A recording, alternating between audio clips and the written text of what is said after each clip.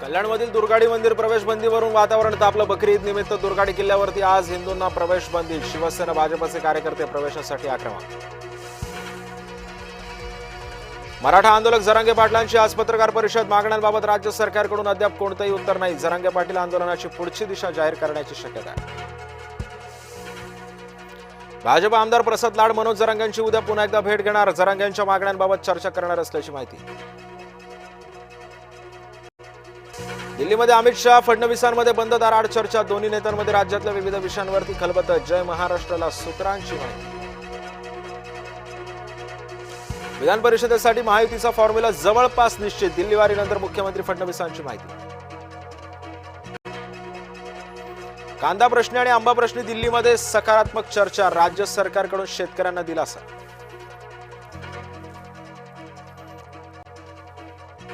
कोकण विधान परिषद निवडणुकीमध्ये शिवसेना आक्रमक. शिवसेना राष्ट्रवादीत पुन्हा धुसफूस. अनिकेत तटकरे यांच्या उमेदवारीला शिवसेनेचा विरोध.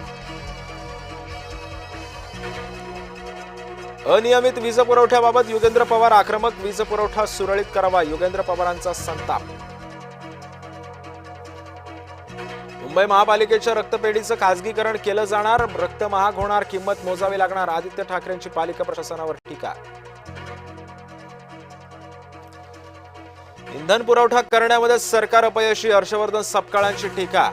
इंधन दरवाढी विरोधात काँग्रेसचं काल आंदोलन. इंधन टंचाई विरोधात काँग्रेस आक्रमक. ठाण्यामध्ये बंद चारचाकी रस्सीनं ओढत केला निषेध.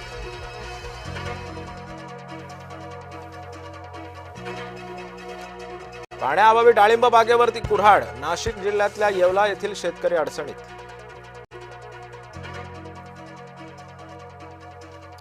थकीत ऊस बिलासाठी शेतकऱ्यांचा एल्गार.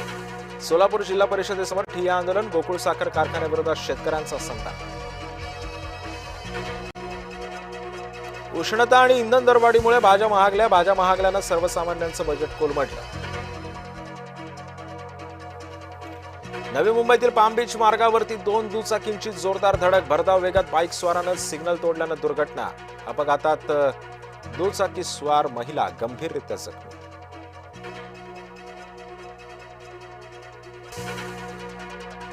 आंदेकर टोळीतील 5 जणांना अटक. आरोपीकडून 4 पिस्टल, 10 जिवंत काडतुस जप्त. कोणी मतदान करायचं ते भाजप ठरवणार. सामाजिक कार्यकर्ते योगेंद्र यादव यांची सर्वोच्च न्यायालयाच्या निकालावर टीका. कर्नाटकात मोठा राजकीय भूकंप होण्याची शक्यता. सिद्धरामय्या DK शिवकुमारांकडे सूत्र सोपवू शकतात. केरळच्या माजी मुख्यमंत्री P विजयन यांच्या घरी ईडीचे छापे. संतप्त कार्यकर्त्यांनी ईडी अधिकाऱ्यांच्या गाड्या फोडल्या. मुख्यमंत्री जोसेफ विजय यांनी घेतली पंतप्रधान मोदींची भेट. दोन्ही नेत्यांच्या भेटीनंतर राजकीय चर्चांना ऊत. गुजरातच्या कच्छमधून 1180 कोटी रुपयांचं कोकेन जप्त. इंडियन कोस्ट गार्डची मुंद्रा बंदरावरती कारवाई. 3 परदेशी नागरिक अटक तर 1 जण फरार. भारत लवकरच बनणार 5व्या पिढीतील स्वदेशी self fighter jet. Self fighter jet बनवण्याचा महत्वाचा टप्पा लवकरच पडणार पार. युवा वैभवच्या धुव्वादार फलंदाजी पुढे हैदराबादचा पालापाचोळा. हैदराबादला हरवत राजस्थानची क्वालिफायर 2 मध्ये धडक. उद्या न्यू चंदीगडमध्ये राजस्थान गुजरात एकमेकांना भेटणार. क्वालिफायर 2 जिंकणार संघ अंतिम सामन्यामध्ये बंगळुरूशी देणार टक्कर.